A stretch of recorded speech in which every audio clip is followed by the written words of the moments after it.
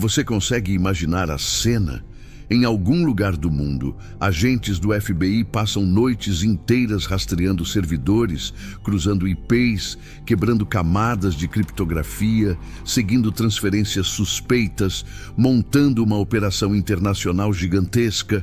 E do outro lado da tela, existe um homem assistindo tudo em silêncio. Um homem que sabe que está sendo caçado. Um homem que entende o sistema melhor do que as pessoas que juraram derrubá-lo. E o pior, um homem que toda vez que o cerco aperta simplesmente desaparece. Essa não é só a história de um hacker talentoso. É a história de um fantasma digital que transformou a maior máquina de investigação do planeta em uma força sempre atrasada. Porque enquanto o FBI corria atrás de pistas, ele já estava 2 jogadas à frente. Enquanto agentes derrubavam um servidor, ele já tinha 10 novos preparados. Enquanto a imprensa falava em cerco final, ele sumia de novo, deixando para trás apenas prejuízo, pânico e uma pergunta que ninguém conseguia responder. Como alguém assim continuava livre? No começo, ele não parecia especial. Não era um nome conhecido da mídia. Não tinha a fama de um hacker celebridade. Não aparecia em fóruns se exibindo. Não buscava aplauso. Esse foi o primeiro erro de todo mundo. Porque os mais perigosos quase nunca são os mais barulhentos. Os mais perigosos aprendem cedo que atenção é risco. E risco, para quem quer sobreviver no submundo digital, é uma sentença. Enquanto milhares de curiosos tentavam invadir sites pequenos para provar alguma coisa, ele fazia algo muito mais inteligente. Observava padrões, estudava falhas, entendia como grandes sistemas funcionavam por dentro e, principalmente, entendia pessoas. Porque, no fim das contas, a maior vulnerabilidade de qualquer empresa, banco ou governo não está no código. Está em quem opera o código. Um clique errado, uma atualização ignorada, uma senha repetida, um funcionário cansado, uma rotina previsível. É aí que impérios começam a cair. Foi assim que ele cresceu. Não com um ataque espetaculoso logo no início, mas com paciência, silenciosamente, construindo acesso, máquina por máquina, credencial por credencial, rede por rede. O que parecia ruído isolado era, na verdade, uma arquitetura inteira sendo montada debaixo do nariz de todo mundo. Um exército invisível. Computadores infectados em dezenas de países, servidores espalhados em jurisdições confusas, camadas de anonimato sobre camadas de anonimato. E no centro de tudo isso, um homem que quase ninguém conhecia, mas que já estava controlando uma das operações cibernéticas mais lucrativas e destrutivas do mundo. Então veio o momento em que tudo explodiu. Bancos começaram a perceber movimentações estranhas. Empresas passaram a relatar acessos incomuns. Sistemas inteiros eram violados sem que ninguém entendesse como. Credenciais desapareciam, contas eram drenadas, informações sensíveis eram capturadas em silêncio. Não era um ataque desorganizado, era uma operação cirúrgica, fria, metódica, profissional. E o mais assustador, global. O malware era sofisticado, adaptável, quase vivo. Ele se espalhava, se escondia, coletava dados, sequestrava máquinas e permitia que o operador visse o mundo financeiro por dentro. Como se tivesse arrancado as paredes de bancos, empresas e instituições e transformado tudo em vidro. O FBI logo percebeu que não estava lidando com um criminoso comum. Estava lidando com alguém que compreendia profundamente a infraestrutura da internet moderna e sabia exatamente como usá-la contra o próprio sistema. A partir daí, a caça começou de verdade. Agências internacionais se uniram, especialistas em cibercrime foram mobilizados, infraestruturas foram analisadas em detalhes. Milhares de páginas de relatórios, registros e evidências começaram a circular entre investigadores.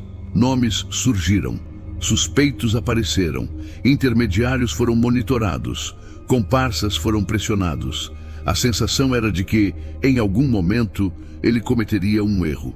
Todo criminoso comete, todo fugitivo vacila, Todo império deixa uma rachadura. Era só questão de tempo, mas o tempo passava e ele continuava escapando. E é aqui que essa história se torna humilhante para o FBI. Porque não era só uma questão de não conseguir prendê-lo. Era pior.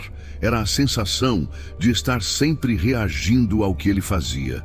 Sempre correndo atrás. Sempre chegando depois. As operações derrubavam partes da estrutura, mas nunca o núcleo inteiro. Servidores eram desativados, mas outros apareciam. Domínios eram bloqueados, mas o tráfego renascia em outro lugar. Informantes traziam pedaços da verdade, mas nunca a verdade inteira.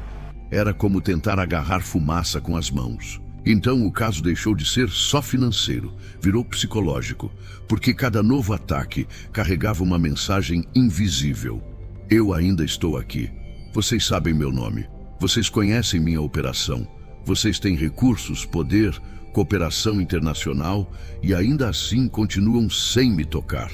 Isso corrói qualquer instituição, não só pelo dinheiro perdido, mas pelo símbolo, pela imagem, pela vergonha. Em algum momento, o FBI já não estava apenas tentando impedir um criminoso. Estava tentando restaurar a autoridade. Porque quando um único operador consegue desafiar por tanto tempo uma estrutura gigantesca, o problema deixa de ser técnico. Ele vira reputacional, vira demonstração de fragilidade. E o mais perturbador é que esse hacker parecia entender isso perfeitamente. Ele não agia como alguém desesperado por lucro rápido. Agia como um estrategista. Sabia o momento de avançar. Sabia o momento de silenciar. Sabia quando abandonar uma rota comprometida. Sabia quando cortar laços. Sabia quando desaparecer por semanas ou meses. Enquanto muitos criminosos se destroem pela própria vaidade, ele parecia obedecer a uma regra simples. Continue livre, custe o que custar. Isso o tornou ainda mais perigoso. Porque um criminoso impulsivo é previsível. Um criminoso paciente é muito mais difícil de derrubar. Ele não precisava aparecer. Não precisava responder provocações. Não precisava defender o próprio ego em fóruns, entrevistas ou mensagens públicas. Bastava continuar existindo onde ninguém via e atacando quando fosse conveniente. Com o tempo, as autoridades chegaram a anunciar recompensas milionárias. O nome dele foi estampado em listas de procurados. Seu rosto se tornou conhecido em ambientes de investigação. Seu histórico começou a ser analisado em detalhes. O mundo passou a conhecê-lo como um dos homens mais caçados do crime digital. E ainda assim, nada, nenhuma prisão, nenhuma extradição, nenhuma cena de captura, nenhum fim cinematográfico, só silêncio.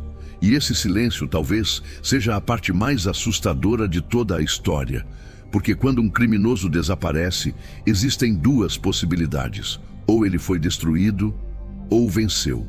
E quando falamos de um hacker capaz de movimentar fortunas, controlar redes globais infectadas, se esconder atrás de camadas internacionais de anonimato e permanecer fora do alcance do FBI por tanto tempo, a segunda hipótese começa a parecer real demais. Talvez ele tenha trocado de nome, talvez viva sob proteção, talvez esteja em um país onde ninguém vai tocá-lo, talvez tenha enterrado a operação e guardado dinheiro suficiente para desaparecer para sempre. Ou talvez, o que é ainda pior, ele nunca tenha parado. Talvez apenas tenha mudado de pele. É isso que torna histórias como essa tão poderosas. O caso pode esfriar. Os relatórios podem ser arquivados. As manchetes podem parar. Mas a ideia continua viva. A ideia de que um único homem, com inteligência suficiente, disciplina suficiente e frieza suficiente, foi capaz de dobrar a lógica do sistema. Não porque era invencível, mas porque entendia algo que muita gente poderosa demorou para admitir. A internet não recompensa só quem é forte. Ela recompensa quem é invisível. E talvez essa tenha sido a maior lição deixada por ele. Não foi apenas um hacker roubando dinheiro. Foi uma demonstração brutal de como o mundo moderno funciona por trás da superfície. Bancos parecem sólidos até o dia em que um código entra sem ser visto. Instituições parecem imbatíveis até o momento em que são forçadas a reagir. Agências parecem onipresentes até alguém provar que sempre existe um ponto cego. Esse hacker encontrou os pontos cegos do sistema e viveu dentro deles. No fim, o FBI não foi humilhado só porque não conseguiu pegá-lo. Foi humilhado porque precisou assistir por tempo demais a um homem transformar vulnerabilidades invisíveis em poder real. Um poder silencioso, mas devastador. Um poder que não precisava de exército, bandeira ou território. Bastava um teclado, uma conexão e uma mente fria o suficiente para fazer o impossível parecer rotina.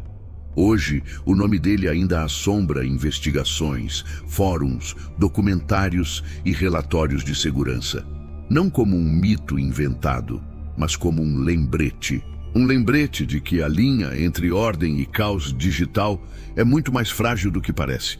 E de que, em algum lugar do mundo, sempre pode existir alguém estudando essa fragilidade em silêncio.